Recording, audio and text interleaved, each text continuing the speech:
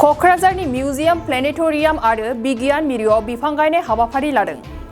आसाम सरकारि रायजोनि गासै थागिबिफोरखौ फसंथानफोराव 17 जुलाइनिफ्राय 15 आगस्तसिम बिफां गायनो बिथोन होदों।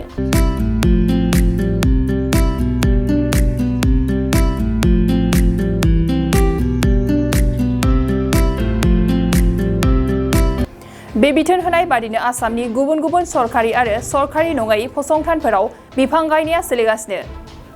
क'क्राझार भबानिपुरनि मिउजियाम मावखुलि दिमोलगावआव थानाय प्लेनेटरियाम आरो सान्दामारिनि बिगियान मिरुआव बिफां गायनाय हाबाफारि मावफुङो मिउजियाम बिफाना। बिटिआरनि मिउजियाम एन्ड आर्किअल'जि बिफाननि CHD सुप्रिया ब्रह्मनि दैदेननायाव बे मेहेरगोनां हाबाफारिया जाफुङो।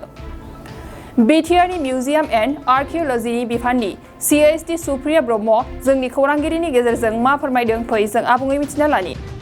जोबोद मोजां मोनसे माने थांखि लादों जोंना गिबि मन्थ्रि बिथाङा।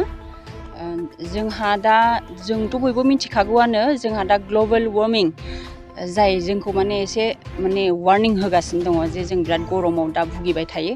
दा बेखायनो बे बिफां गायनाय माबाखौ ड्राइभखौ लानाया बिराद मोजां खामानि मावदों जोंनि गिबि मन्थ्रि सारा। दा ओमफ्राय 15 आगस्तसिम नामा टाइमा दंमोन जोंहा दिनैहाय बेखौ जोङो मिउजियाम प्लेनेटरियाम आरो साब रिजनेल साइन्स सेन्टार जेरावबो जोङो बे ड्राइभखौ दिनै मावफुंनो आखायाव लादों। जों दा मिउजियामावबो गायखांबाय आरो प्लेनेटरियामावबो गायबाय। दा आरो जोंहा साब रिजनेल साइन्स सेन्टाराव थांबावनांगौ दङ।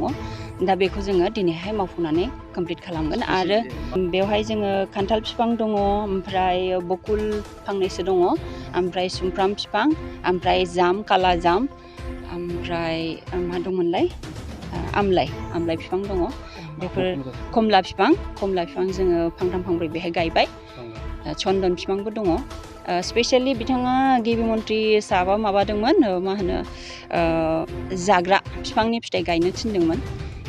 माखासे एभेलेबल जायाखै जोंनाव, ओंखायनो माखासे जों बेलेग बकुलफोरखौबो गायबाय जाहाथे माने प्लान्टेसना जायो आरो जोंना।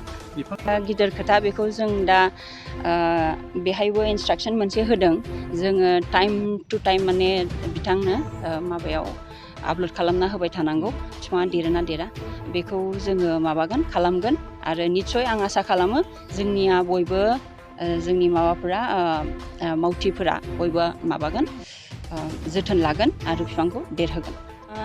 थ' जोंना बेखेव जाबायमोन 2020आवनो जादोंमोन बेखेवनाया। गिबि मन्थ्रि बै समावहाय सर्बानन्द सन'वाल सार दंमोन, बिथाङा फैनानै बेखेवफैदोंमोन। बिनि उनावनो कर'ना फैबाय माबाय एसे जोंना टेकनिकेल इसुस ओंखारबाय। मेसिनारि बुस्थु माने दैलि माने सालायबाय थानांगौ जायो आरो प्लास जोंहा दा मोनसे प्रब्लेम दङ, जोंहा मेन पावार बिराद माने क्राइसिस जानानै दङ। बिसोरो 3 मानसि जोङो एंगेज खालामनानै दोनदोंमोन। दा बिसोरनि सायावनो माबानानै जोङो सोनारनानै बेखौ सालायनो नाजाबाय थायो। खिन्थु माने टेकनिकेल इसुस मालाबा ओंखारो, दाबो इसु जानानै दङ। दा आरो जों बेखौबो आखाइ होनो हाया, बाहेरानिफ्राय मानसि लेंहरनांगौ जायो, इन्जिनियार लानानै फैनांगौ जायो। जों माने पार्सनेलि जों जेबो बेखौ हेन्डेल खालामनो हाया। मानसि नांगौ बेहायथ' किउरेटर हिसाबै प्लेनेटरियाम बा एस्ट्र'न'मिजों रिलेटेड मानसि जोंनो नांगौ आरो टेकनिकेलनि इलेक्ट्रिशियान नांगौ, IT सेक्सननि मानसि नांगौ, बिदि जायो। दा जोंनावहाय दङ 3 गथ' एंगेज खालामनानै दङ, बिसोरनो नायबाय थायो। टेकनिकेल इसु दं, दा बानायगासिनो दङ, बाहेरानिफ्राय मानसि लेंहरनानै दहाय फुङाव फैदों बिथाङा, इन्जिनियार सासे फैनानै दंफैयो, नायगासिनो दङ। दा प्रजेक्टरनि मोनसे इसु होननानै बुंदों, बेखौ बेसेबां माने बिथाङा बानायनानै थांनो हायो दा एसे मिथिसिगोन। गोजाम बुस्थुफोरानो दङ। मिउजियाम बुङोबाथ' मोनसे स्ट'र हाउस होनजागोन, बेयो माने ट्रेजारबो होनजागोन। गोजाम बुस्थु बा गोदान बुस्थु टिपिकेल माने जाय माने आखुथाय गोनां बुस्थु बेखौ जोङो दोनो। जेनेबा आर्ट, सोरनिबा आर्टआ जुदि बहुत मोजांबा बेखौबो जों दोननो हायो, बा जोंनि कालचार बा जोंनि ससाइटिखौ जाय रिप्रेजेन्ट खालामो, जाय पिक्चारा, बेफोरखौ जों दोनो। बेफोर बुस्थुआनो दङ। जोंनि बर'नि मोसानाय दामनाय देनायफोरनि माबाफोर पिक्चारफोरबो बाहाय दङ आरो गोजाम आर्टिस्टफोरनि माखासे आर्टफोर दङ।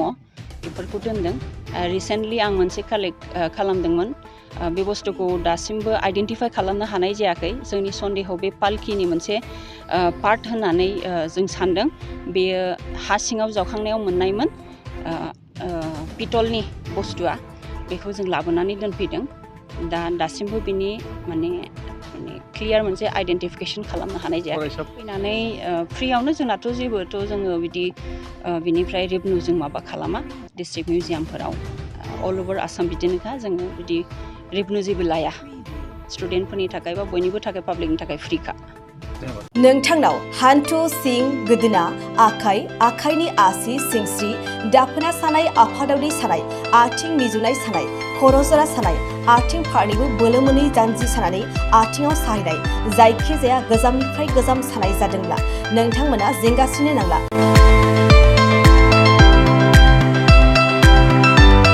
नोंथांमोननि थाखाय खम बेसेनावनो लाबोदों फिल नेचार जइन्ट पेन वेल बे थाव मालिसखौ फुनोब्लानो नोंथांनि गासै सानाय जेंनाया खारगोन अब्ला मानोथो गोबाव खालामखो अर्डार आरो गोबां मोनथिनो थाखाय नैबे जानबुं नङाव फन खालाम 9974030738